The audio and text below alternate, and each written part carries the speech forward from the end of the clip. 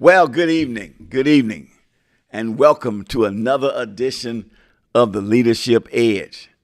I'm your host, Dr. P. Ronald Wilder. I want to welcome you to this podcast tonight. Thank you for tuning in. We're blessed and honored to be able to come with another podcast where we talk leadership, all things leadership. Our goal and our desire is to give you the edge that you need in your leadership journey and your leadership function, and just give you good stuff and good tools to have in your leadership portfolio. And so thank you for being a part of the Leadership Edge. Now listen, while you're on the Leadership Edge tonight, I need you to do a couple of things for me. Number one, I want you to like and follow BGTV Studios. If you have not done that, do it. We have a YouTube channel, BGTV Studios YouTube channel. Go over there and subscribe. Subscribe to BGTV Studios YouTube channel, and you have all the archives of all the podcasts on here. Just a lot of good information, so please do that. And most of all, I want you to share. If you're on social media, share this live stream. Hit that share button. Send it out over your sphere of authority and arena of influence. Tag a friend or two. Amen. We want to spread the web of this format way out there so people can hear us. We can blanket the land. Okay? So we can do that as you help share. All right. So please hit the share button. Well, let's get to talking leadership. We've been talking about the challenges of leadership. This is part 4, the challenges of leadership. Anybody out there that's a leader, you know about the challenges. Yes, you do. Leadership is full of challenges.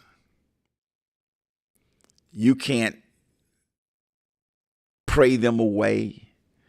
You can't be exempt from them. You have to face them. You have to deal with them. You have to overcome them. Okay? That's just the nature of the beast. You accept that when you accept leadership. All right, so we're talking about various challenges. Another challenge of leadership, we talked about the people challenge of leadership. Now we want to talk about the pains of leadership. The pain, the challenges of pain in leadership. I wish I could sit here and tell you that leadership had absolutely no pain, that it was just hawkadory, que sera, whatever will be. You're like Dorothy on the yellow brick road. We off to see the wizard, the wonderful Wizard of Oz. And that's how leadership. It is not like that at all. There is a burden that go with this role as leader. Now there are rewards. The rewards are great, but there's a pain that go with it. So we're gonna talk about some of the pains that leaders are facing. What are some of the pains leaders face? What are some of the challenges in this pain arena that we face? Well, one of the main things we are facing is the exploding rate of change. Change happens every single day, okay? And you got to keep up with that change. You got to navigate a changing environment. You know, here we are 5 years. Well, since it happened, but on the other side of probably about 4 years on the other side of COVID, the pandemic.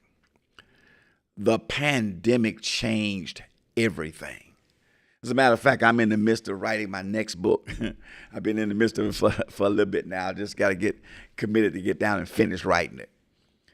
But I'm writing about change and transition, leading in times of change and transition. Book, Leading in Times of Change and Transition. And in the book, I talk about the difference between change and transition, because a lot of people think they're the same, but they're not. Okay, and I won't get into my book right now because you won't buy it if I give y'all the information. So just leave it right there. Okay, but they're different. COVID has changed the game. Things changed dramatically, not only in the natural world. Think about this thing. Let me just give you a couple of natural things that have changed since COVID. Have you seen a 24-hour Walmart since COVID? One of the things you lived for was Walmart was 24 hours. You can pop up at 3 o'clock in the morning, go to Walmart. Or at midnight, go to Walmart. Now Walmart's closed at 11 o'clock. They open at 6. Look at restaurants. You don't have the late night restaurants like on the weekend, stay on 2 and 3 in the morning. You don't have that no more. Most restaurants now close at 8 p.m., 9 p.m., and at max 10. All that's COVID. COVID has changed things. That's just that arena. And there are other changes. There are multitudes of changes in our culture and in our nation and how the function of it that has changed since COVID. COVID was a game changer. And we've had to adapt to a myriad of changes as a result of COVID. Let's bring it over further into the arena that I live in and I function in. That's the church arena. Wow, has COVID changed the church arena? Most people will tell you that the crowds we saw pre-COVID, we haven't seen post-COVID.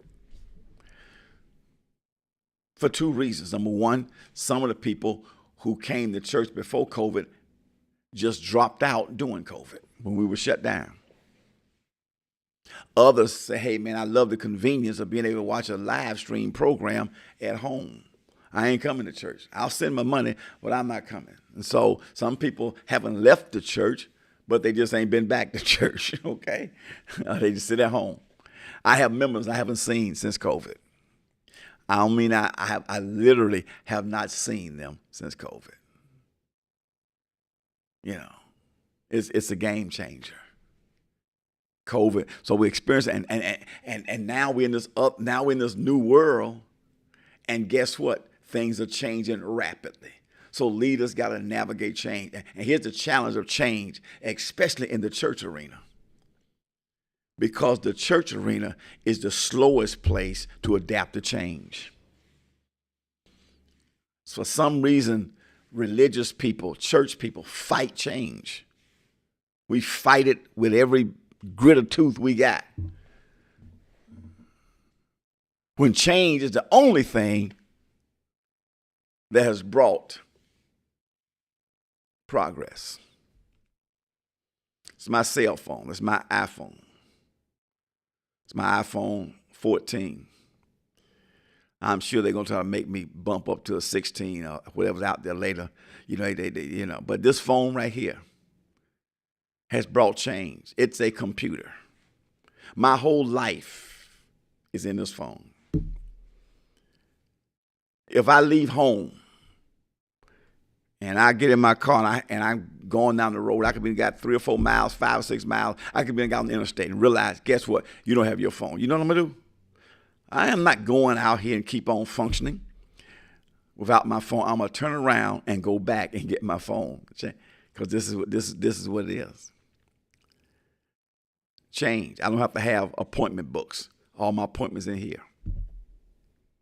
I don't even have to have my computer with me sometime. Because it's an Apple product, everything's synced between my two. That change. Just is how we roll. Remember when you went places and you went to take pictures, everybody had digital cameras. This has put the digital camera business out of business. Remember when you used to want to video your son's recital or ball game or your daughter's whatever, you had to have a camcorder. That's your new camcorder. Everybody's a photographer and a videographer now. Okay? Change. It's a changing world. We got to adapt to change. And things in the church world have changed because of COVID. And so we have to deal with this change that's coming at us fast pace. But we don't accept it because remember, change is the only thing brought this is progress. Because of this, I don't need a home phone anymore. Who has a home phone? Nobody. Who has a rotary phone? Nobody.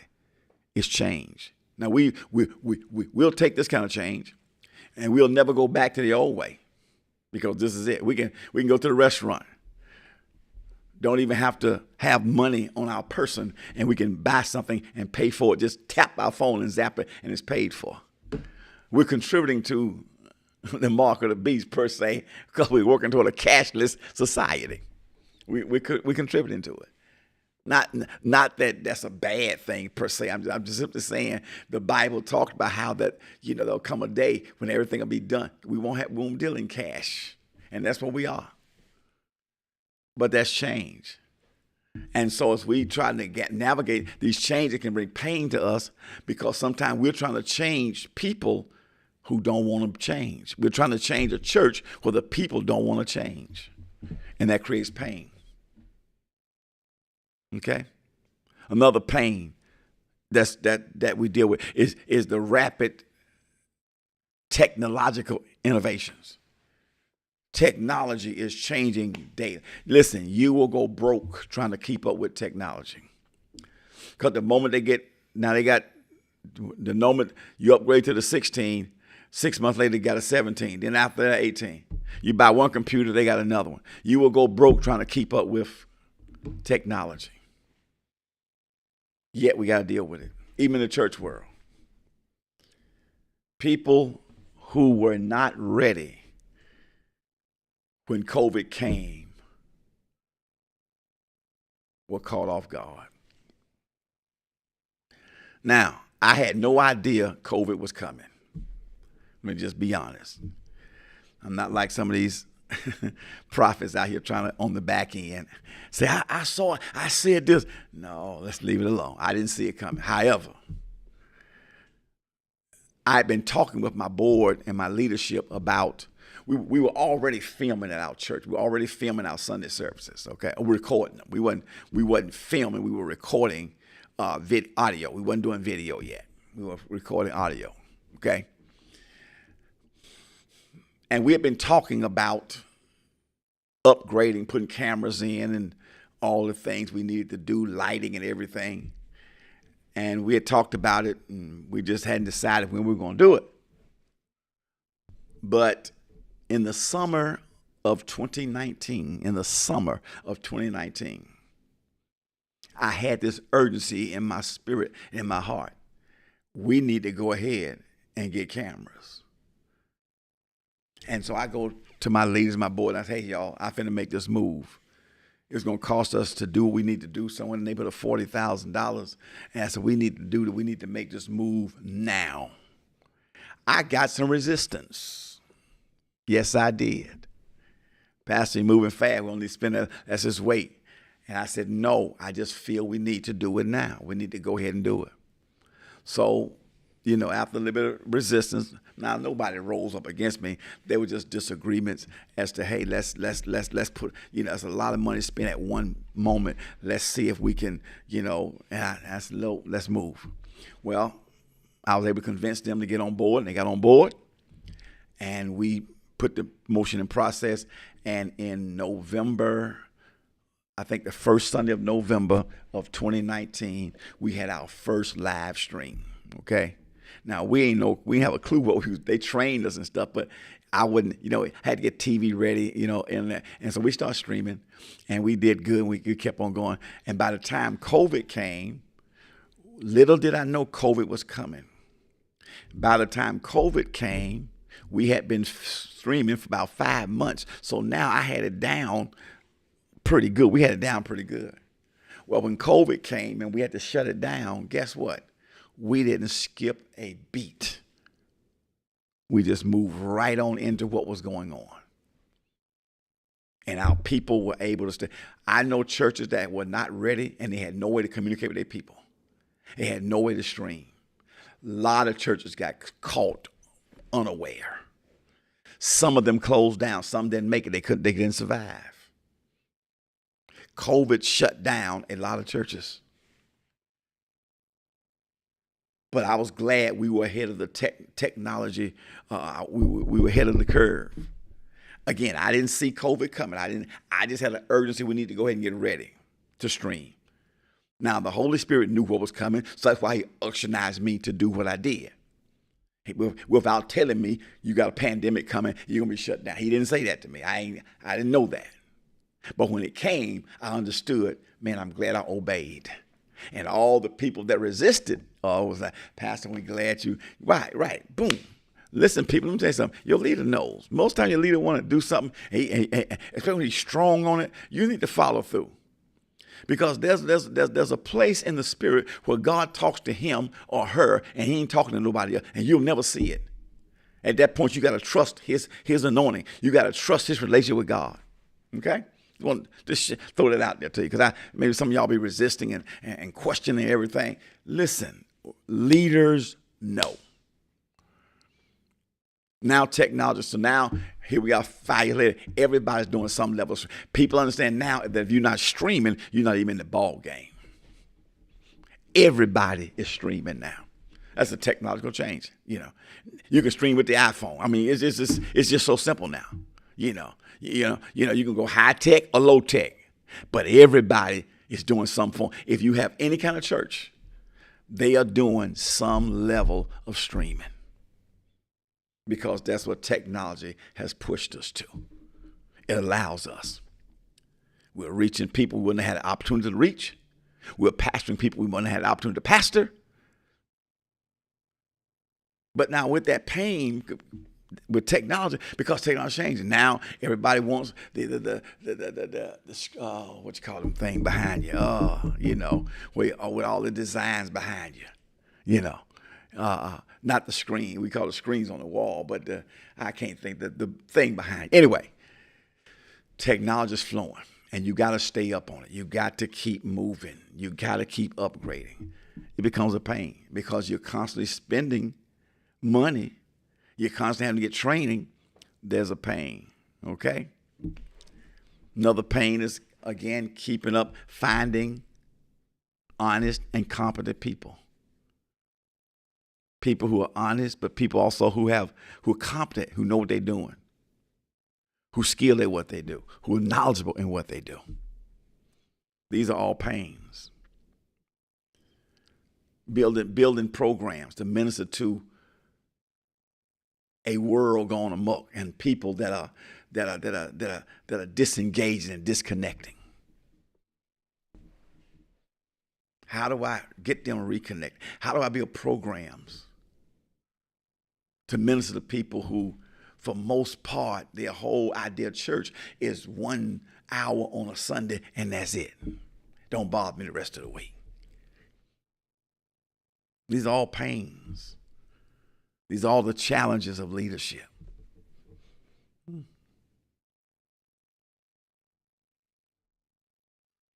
The increase or the decrease of membership. And in most people's cases, after COVID, it was the decrease. And some people never recovered from that decrease. Other people had many people come back, much come back. Some had, most didn't come back.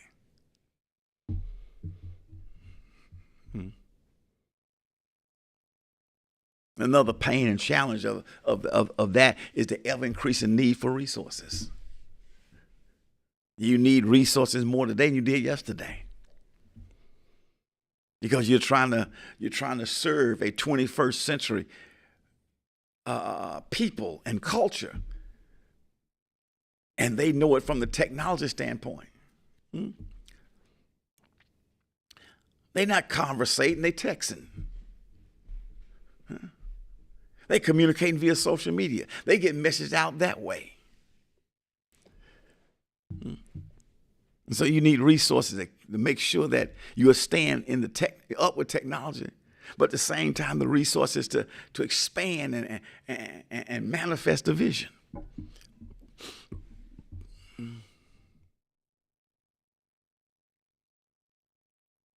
We'll always need resources. How does God finance his program? These are all things. And guess what? You're the CEO. And I hate using that word, because we've tried to make that's what the pastor is CEO, like we're a business. We're not a business, y'all. We have to do business, but we're not a business, okay?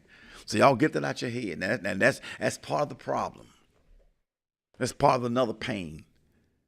Because we've tried to redefine roles. We try to let the world We try to follow the pattern of the world. We're not a business. Now we have to do business. We pay people. We pay payrolls. We have to pay light bill, gas bill, water bill, fire dues. Those are all business things. But that would be 10 to 20% of what we do. Other 80% is we're a spiritual entity. We're organism. Okay, we're organization and we're organism. A life-giving force. But we're not a business. So this pastor CEO has changed how guys pastor. So they don't see people as sheep that they need to shepherd. They see people as products and profit, to help their bottom line. So they're not shepherding. No, we're pastors. Now, I understand, as the pastor, I am the chief executive officer of the church. Yes, I understand that. I'm not knocking that. But I'm not a CEO. Because the CEO don't care about people. He care about profits. He care about the bottom line. He care about how well are we producing. He ain't concerned about his employees, how their home life is, their children going amok. He ain't worried about the lady whose husband is having an affair out there and she can't function at work. He don't care. When you get it together, he don't care about that, because that's not what a CEO does. He cares about profits, bottom line, spreadsheets. When you take that pastor CEO, try to make you CEO, then you get that mindset. And the church, in your mind, the church is a business. And the people, again, are like products to help you get the bottom line. But you don't see them as sheep that you need to shepherd. But here's the deal. When you're the pastor, I know we take days off. Thank God for Covenant Church International. They give me some days off. They actually give me some Sundays off. Not necessarily. I'm not talking about Sundays to go preach somewhere else. That's off Sunday too. Like I was just off a couple of weeks ago. I had to go preach in North Carolina. But no, they give me Sundays off where I don't have to go preach. Take a day off, pastor. Go to the golf course. While we have church, you go play golf. I know that goes against some of y'all religion right there. And so although they give me a day off, guess what? I'm really never off. I'm really never off. Because if something goes awry, somebody's got to call me. I am never to the point that I'm off limits. As a pastor, you're never off limits to where they can't reach you. So although you off, you're never off. And you know what? You accept that. That's part of the burden of pastoral ministry. Now, if you're the CEO, you're off. You tell them, don't bring me that problem. Y'all handle that. I see when I get back. Because you're not, your mindset is different. You don't have the care, as Paul spoke of, the care of the church. I got to go. My time is up. Man, here we go. Listen, we're going to pick this up again in our next podcast, the challenges of leadership. Now, listen, don't forget to stop by the website, www.pronaldwilder.com. It's on the screen for you. There you'll see my book, The ABCs of Leadership. You see it there, and I'm holding it right beside my copy that I have here in my hand in front of the camera. It's a great book. It's an easy read, man. It's a nice, professional, put-together book, and the information in it is just totally invaluable. Stop and get that on the website, The ABCs of Leadership. While on my website, go to my shop page, and you can find my leadership teachings. A lot of stuff I've talked about in these podcasts. I go more in depth on that. You can download them to your device. 10 Commandments of Leadership, leading on the other side, the leadership covenant, the making of a leader, just a lot of good stuff. So go ahead. The best buy is the bundle package, this Jump Drive. Everything that's on my shop page is on this jump drive. And if you bought this and bought that, or if you bought everything on my website, from the website, it will cost you X amount of dollars, maybe about $300. You can get this for $100, so about a third. So get this, the Best Buy, the bundle package. All right? Listen, before we go, I want to appeal to you to be a supporter of BGTV Studios. We thank Brad Graydon and the team here at BGTV Studios for what God has done here. It is maintained through the support and the free will offerings of people like you, God's people. So I want to admonish you to be a supporter of BGTV Studios. You can do a one-time gift, or you can do a monthly giving. Please do that. The ways to give are on the screen. You can go to the website, bgtvstudios.com. You can go to Venmo, BGTV Studio, at bgtvstudios. Or you can go to Cash App, $ BGTV Studios. Scan the QR codes. I'm a supporter of BGTV Studios. We don't get any money from this. The podcasters don't. We support it. It's strictly a faith project. So be a supporter of BGTV Studios, okay? Thank you very much. Listen, my time is up. Thank you for yours. This is Dr. P. Ronald Wilder signing off for this Tuesday with two things I always tell you. Number one, leaders lead. And number two, leadership matters.